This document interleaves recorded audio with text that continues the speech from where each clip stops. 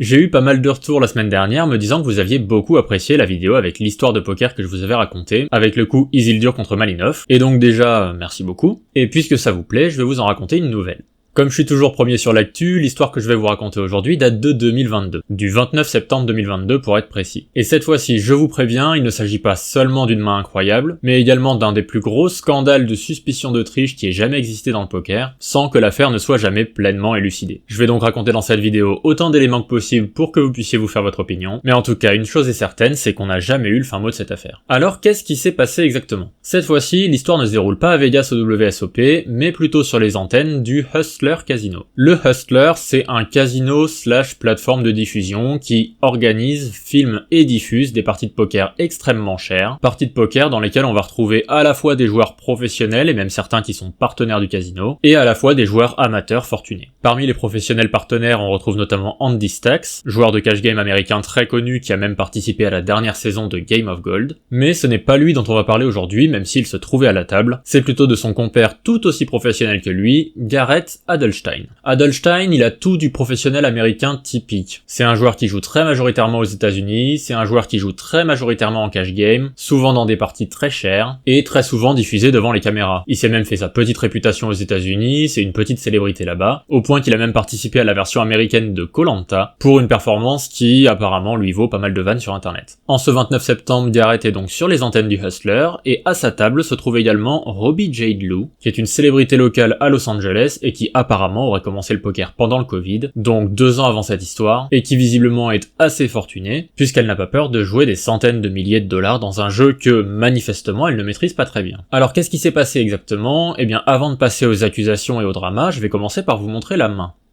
Avant de commencer, je précise que la main s'est jouée donc en cash game et non pas en tournoi, et il y a donc quelques petites spécificités de règles qui peuvent s'appliquer au cash game. Je vais vous expliquer tout ça au fur et à mesure. La première chose à remarquer, c'est qu'ici les joueurs misent de l'argent directement et non pas des jetons, c'est pour ça que je vous ai affiché les blindes en dollars, et effectivement on est sur une partie très chère puisque la grosse blinde vaut ici 400 $. Tous les joueurs ont donc des centaines de milliers de dollars devant eux, et c'est évidemment quelque chose qui va attribuer toute son importance à ce coup et à cette potentielle triche. Gareth est donc en grosse blinde ici, et la première chose qui va se passer dans ce coup, c'est ce qu'on appelle un straddle. Le straddle, c'est quelque chose qui est parfois autorisé sur les tables de cash game. C'est une option qui est accordée au tout premier joueur à parler, qui a le droit de miser 2 fois la grosse blinde avant d'avoir vu ses cartes. En faisant ça, il devient donc lui-même la grosse blinde, transforme l'ancienne grosse blinde en moyenne blinde en quelque sorte, et il aura donc le droit de parler comme un joueur en grosse blinde en dernier lors de ce tour d'enchère. L'intérêt stratégique de faire ça, ne le cherchez pas, il y en a pratiquement aucun, mais c'est quelque chose qui vient ajouter un peu de fun au jeu pour des joueurs qui vont parfois passer 10, 12 heures ou plus à table, et c'est souvent quelque chose qui est fait non pas par des joueurs qui cherchent la performance avant tout, mais plutôt par des joueurs qui cherchent surtout à s'amuser. C'est donc complètement le profil de Robbie, qui on le rappelle est une joueuse amatrice, et qui décide donc de straddle ici en premier de parole, je le rappelle, sans avoir vu ses cartes. Tous les autres joueurs à table vont se coucher, et on arrive à Gareth, qui avec 7 et 8 de trèfle a une très bonne main pour relancer, surtout qu'il est au courant que Robbie n'a pas encore vu ses cartes. Il va donc placer une grosse relance à 3000 $, en espérant peut-être déjà récupérer les 800 $ de Robbie et les 200 $ de la petite blinde. À ce moment-là, Robbie découvre enfin ses cartes, elle découvre donc Valet 4, et Valet 4, c'est important de se rendre compte que c'est une main qui est vraiment pourrie. Mais comme c'est quelque chose qui est pas forcément très intuitif pour tous les joueurs amateurs, étant donné que c'est quand même une main qui comporte une tête, Robbie va faire une erreur qui est complètement compréhensible chez une amatrice, et va payer avec Valet 4 ici.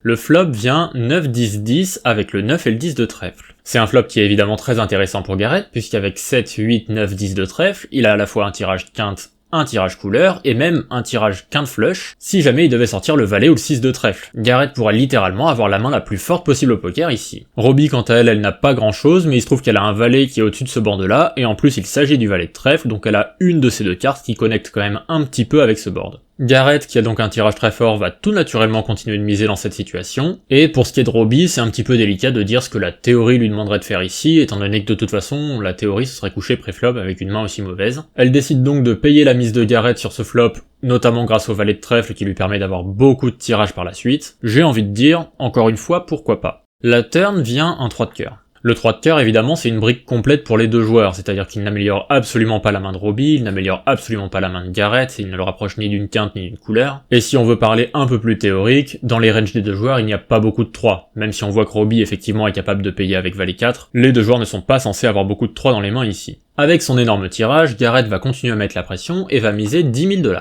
Robbie se retrouve dans une situation où elle n'a plus rien du tout, puisque son valet tout seul n'a plus aucune chance de faire quinte ou couleur à la river. Dans cette situation-là, il est à peu près certain qu'il serait fortement recommandé de se coucher, mais la deuxième moins mauvaise option, ce serait de tenter de bluffer cette main, et c'est ce que va faire Robbie, avec une relance à 20 000 $, dont je peux comprendre la logique, même si le montant est largement insuffisant pour faire se coucher Garrett avec n'importe quel type de main. Jusqu'ici, la manière dont joue Robbie est certes assez peu conseillée, pas très précise techniquement, mais enfin y a pas de raison de se poser des questions. Là où la main va vraiment basculer dans le bizarre, c'est que Garrett va sur-relancer à tapis, et que à ce moment-là, Robbie qui n'a rien du tout, ne va pas se coucher tout de suite.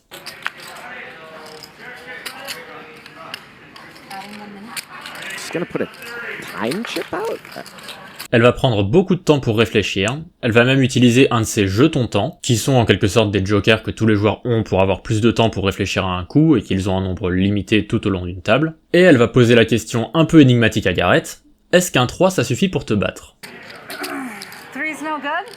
Alors le fait de poser des questions oralement à son adversaire à une table de poker, évidemment c'est des choses qui se font, hein. Tenter de déstabiliser à l'oral son adversaire c'est quelque chose de tout à fait courant, et ce même quand on pose une question qui présuppose quelque chose de faux. Ici Robbie n'a pas de 3, mais peut-être qu'en lui posant la question concernant un 3, elle essaie de prendre des informations en fonction de la réaction de Garrett. Évidemment Garrett reste de marbre, il est professionnel, il va pas se faire avoir si facilement, mais toujours est-il que Robbie va continuer d'hésiter, et qu'elle va finir par call. Alors évidemment, les commentateurs sont médusés, c'est un call qui est absolument catastrophique.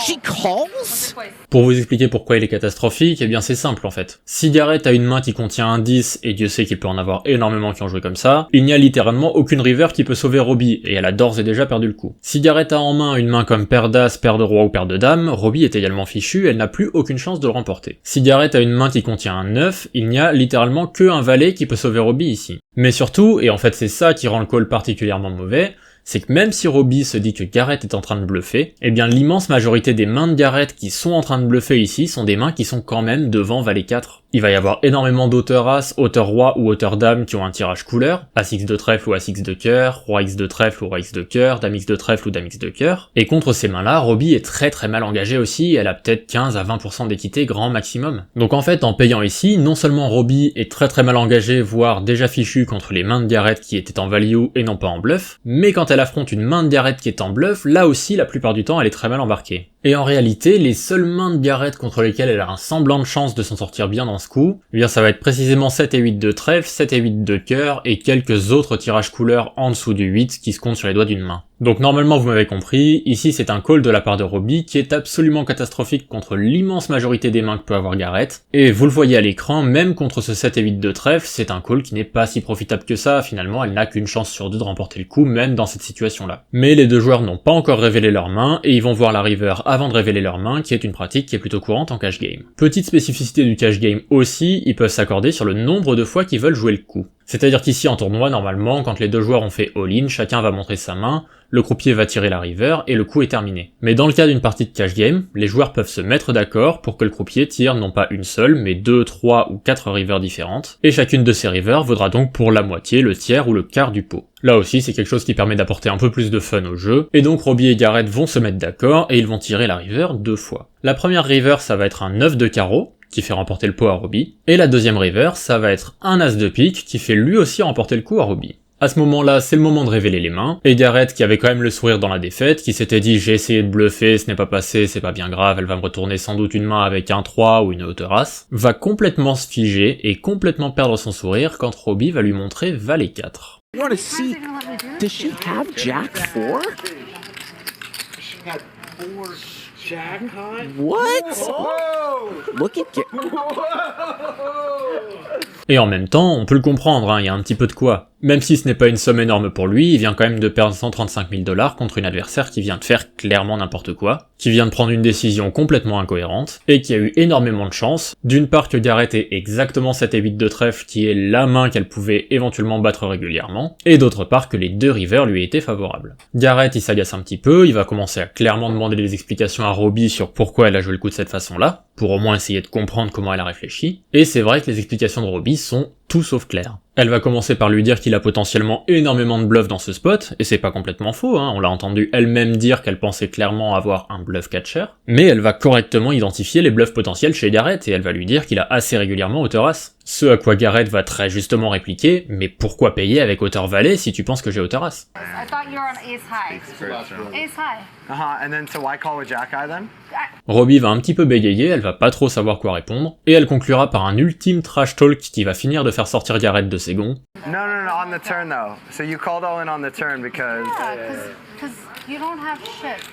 Anyways, you don't have shit. Qui, si je traduis ça un petit peu plus poliment, dirait « De toute façon, tu n'avais rien du tout ». Alors bon, c'est vrai, Robbie, mais ça, c'est pas censé être un argument. Normalement, c'est pas une info que t'es censé avoir pendant que tu joues le coup de poker. Donc à ce moment-là, c'est trop pour Garrett, il en a ras-le-bol, il se lève de table et il va voir un manager du casino. Pour lui, c'est clair et net, il est victime de triche. Alors avec ce manager du Hustler, qu'est-ce qui va se dire exactement? Eh bien ça on n'en sait trop rien, puisqu'évidemment la séquence a eu lieu hors des caméras. Tout ce qu'on sait c'est que quelques minutes plus tard, Robbie elle aussi est également convoquée à cette discussion, et qu'elle va subir, c'est le moins qu'on puisse dire, un énorme coup de pression de la part de Garrett. De ce qu'il est ressorti de ces échanges, et évidemment c'est à prendre avec des pincettes puisqu'on n'en a aucune preuve, Garrett a lourdement insisté sur le fait que le call de Robbie était complètement absurde, qu'elle allait passer devant les caméras pour une tricheuse aux yeux du monde entier, et que, si je résume un petit peu, elle avait intérêt à s'expliquer et rapidement. Robbie aurait alors proposé, si on peut parler de proposition à ce stade, de rendre l'argent à Garrett, ce que Garrett aurait accepté en revenant à la table quelques minutes plus tard avec à nouveau 135 000 $ à ajouter à son stack. Garrett revient donc à nouveau s'asseoir avec une pile de jetons en plus, les commentateurs tentent de faire du mieux qu'ils peuvent pour ne pas en rajouter une couche sur cette histoire qui est déjà bien assez louche comme ça, mais quand il revient s'asseoir, on a un autre joueur qui s'énerve beaucoup, et qui va plus ou moins dire qu'il a pas du tout envie de jouer dans ces conditions. Ce joueur, c'est Jacob Chavez, qui se fait surnommer RIP.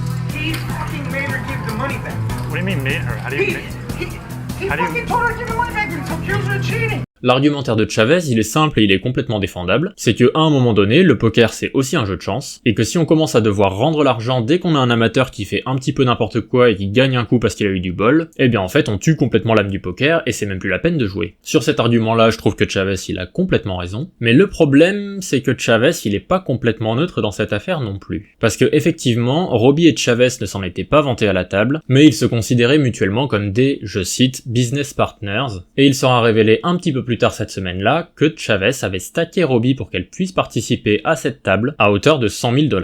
Alors petite pause, qu'est-ce que le stacking? Eh bien c'est tout simplement la mise en relation de deux personnes, qu'on va appeler l'investisseur et le joueur, où l'investisseur va donner au joueur une certaine somme d'argent pour qu'il puisse participer à une partie de poker. En échange de ça, quand la partie sera terminée, le joueur va donner à son investisseur un pourcentage de ses gains qui a été convenu à l'avance. Donc pour cette partie-là, admettons que Robbie soit arrivé avec 50 000 $ de sa poche. Si Chavez lui a donné 100 000 $ pour qu'elle en ait au total 150 000, eh bien peut-être que Robbie et Chavez avaient prévu que Robbie lui verse à la fin de la partie 2/3 de ses gains. De manière générale, le stacking c'est quelque chose de complètement autorisé et même assez courant dans le monde du poker. Ça permet finalement à l'investisseur de faire à peu près l'équivalent d'un pari sportif sur des parties de poker, et ça permet au joueur de limiter ses pertes si jamais le joueur n'a pas de chance, que quelque chose se passe mal, enfin bref finalement ça leur permet de limiter l'impact du hasard sur leur performance. Pour des joueurs qui jouent par exemple des tournois très chers à 50 000 ou 100 000 $ l'entrée, eh bien si jamais ils sont stackés à hauteur de 10 ou 20 000 $, ça peut leur permettre de limiter les pertes si jamais ils reviennent de ce tournoi avec 0. En bref, de manière générale, tant qu'on a un accord qui est trouvé entre l'investisseur et le joueur, eh bien le stacking ça ne pose pas vraiment d'autres problèmes. Mais si je reviens à la main en question et à la table en question, évidemment l'énorme problème que pose le stacking c'est que Chavez et Robbie se trouvent à la même table. Donc comme Robbie est en train de jouer et de miser avec l'argent de Chavez,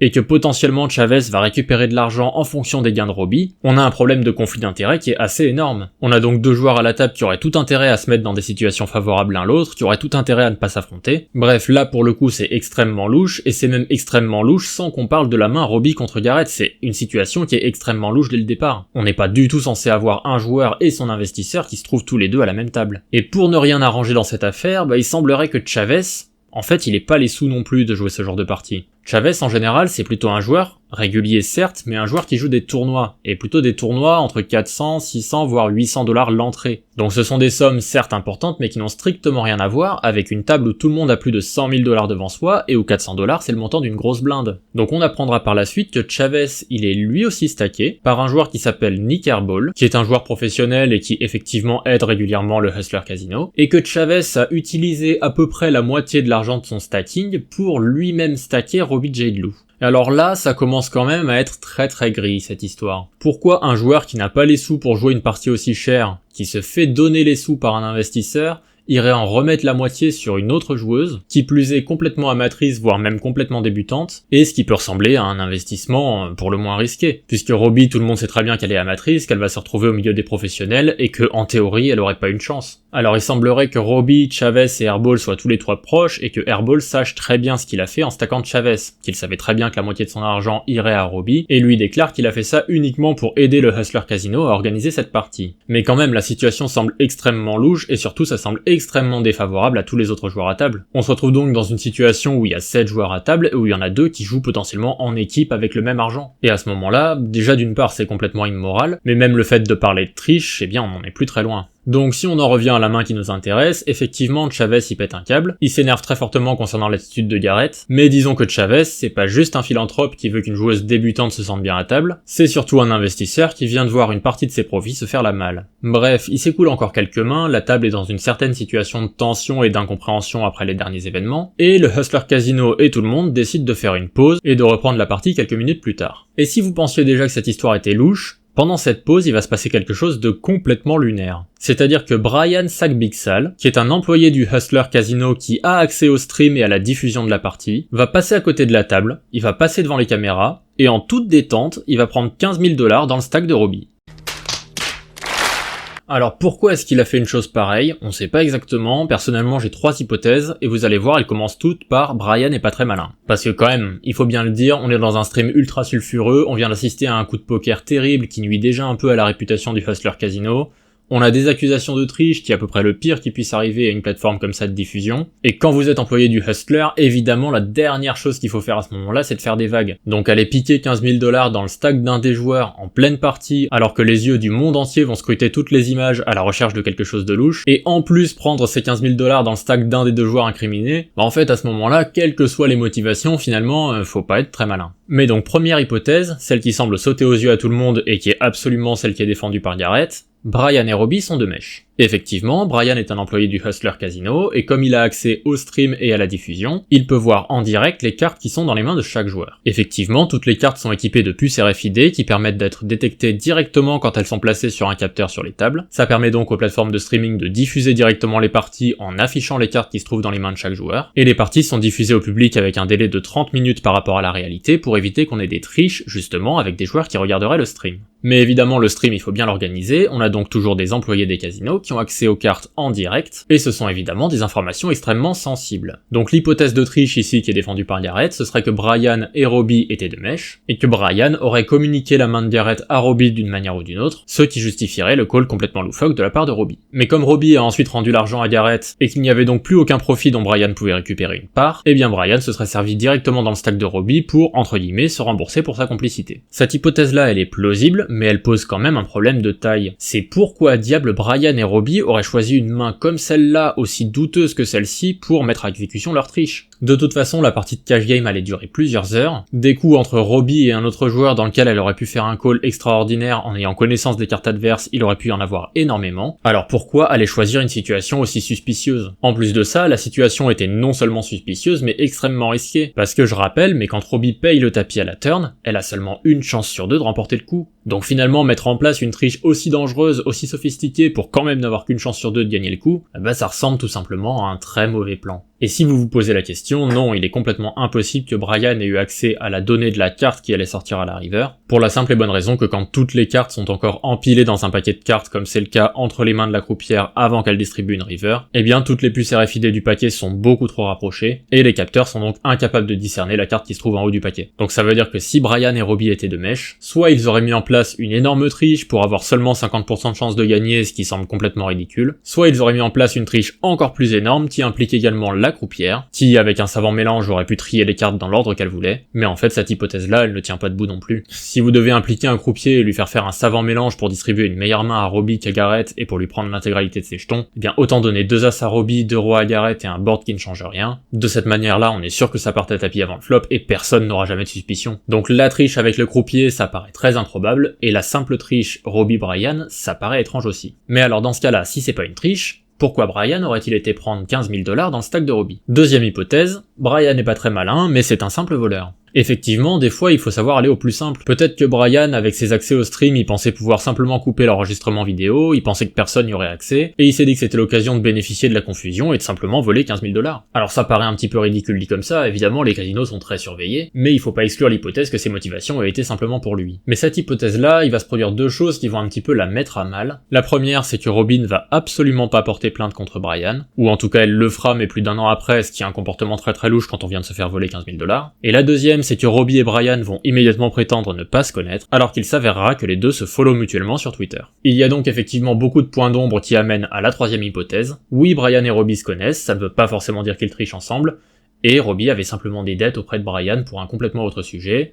Brian n'est pas très malin, et Brian a été se servir auprès de Robbie directement dans son stack. Et le problème avec cette troisième hypothèse, c'est que finalement, y a rien qui la justifie en fait, on n'en sait strictement rien, donc on est en train de commencer à justement faire des hypothèses dans le vide pour essayer de justifier un comportement qui, avant tout, est très louche. Donc finalement, c'est à peu près tout ce qu'on sait sur l'affaire Robbie J. Lou contre Garrett Adelstein. C'est une affaire qui a énormément fait réagir dans toutes les communautés de poker, la majorité des grands noms du poker ont pris la parole pour se ranger d'un côté ou de l'autre, et donc soit défendre Robbie, qui est simplement une joueuse débutante qui a fait un coup un petit peu improbable, mais c'est les choses qui arrivent avec des joueurs débutants qui ne savent pas forcément ce qu'ils font, soit pour défendre Garrett, pour dire qu'il y a effectivement beaucoup trop de zones grises dans cette histoire pour qu'il n'y ait pas de triche impliquée à la table, d'autant plus que Garrett a par la suite publié sur ses différents réseaux sociaux tout un argumentaire qui fait des lignes et des lignes d'arguments, justifiant pourquoi, selon lui, il est absolument certain que Robbie était une tricheuse. D'après lui, le fait que Robbie ait décidé de rendre l'argent quand ils ont eu une conversation avec le manager du Hustler est une preuve de la culpabilité de Robbie qui regrettait ses actes et qui a donc rendu l'argent à Garrett. Et de toute façon, il est complètement inadmissible que deux joueurs qui partagent le même budget et les mêmes investisseurs soient assis à la même table de poker, pour des raisons évidentes de collusion. De mon point de vue, j'ai beaucoup de mal à croire que Robbie soit coupable de tout ce dont on l'accuse. Je pense que Robbie, c'est avant tout une joueuse débutante, qui est pas forcément habituée à ce qu'il y ait autant d'enjeux, autant de caméras, autant de visibilité à une table de poker, et qui a très fortement ressenti la pression à la fois des caméras et à la fois de l'enjeu à la table. Dans une interview 1 heure après la main fatidique, Robbie déclarera qu'elle avait mal lu sa main et qu'elle était en réalité persuadée d'avoir valet 3. Et je vous remonte le tableau, mais si Robbie avait valet 3, effectivement son call peut avoir beaucoup plus de sens. Avec une paire de 3, elle serait largement devant tous les bluffs de Garrett, tels que les As-X de trèfle, les Rois X de trèfle, les Dames X de trèfle que l'on avait mentionné précédemment, et le fait de confondre valet 4 et valet 3 est une erreur complètement crédible, puisque dans les deux cas il s'agit d'un valet d'une petite carte, et que le cerveau avec le stress est complètement capable d'oublier ou de changer un petit peu cette information dans notre mémoire. D'ailleurs, si Robbie avait payé la mise avec valet 3 et raflé le pot dans ces conditions, je pense que personne ne se serait plaint plus que ça. Par la suite, lorsque Garrett et le manager du Hustler auraient mis un énorme coup de pression à Robbie, elle se serait sentie obligée de rendre l'argent avant tout pour ne pas faire de vagues et face à la pression sociale qu'elle était en train de subir, et de même lorsque Brian aurait été se servir directement dans son stack, on peut ressentir la volonté de Robbie de ne vraiment pas faire de vagues et de ne pas déranger l'organisation de la partie en ne portant pas plainte immédiatement. C'est peut-être une joueuse qui a été en partie intimidée par l'enjeu énorme de l'événement, et aussi par le fait qu'elle devait très bien savoir que de partager le même financement avec un des autres joueurs à la table ne ferait pas du bien à sa réputation, et donc elle souhaitait probablement éviter qu'il y ait une quelconque enquête là-dessus, vous vous en doutez bien, mais là-dessus, c'est loupé. En plus de ça, lorsque Garrett a été très agressif et très vindicatif à table en demandant à Robbie pourquoi elle avait joué comme elle avait joué, il est aisé de se représenter un amateur qui essaie de se défendre comme il peut, qui a un petit peu honte d'avouer qu'il s'est trompé en lisant sa main, et qui, par péché d'orgueil quand il ne sait plus quoi dire, termine son argumentaire par « Anyways, you don't have shit ». Donc pour moi, c'est bien ça la théorie qui tient le plus debout, c'est que Robbie ait principalement été intimidée par l'enjeu, et qu'elle ait, comme elle le dit elle-même, mal lu sa main. En fait, c'est vraiment la théorie qui fait le plus de sens,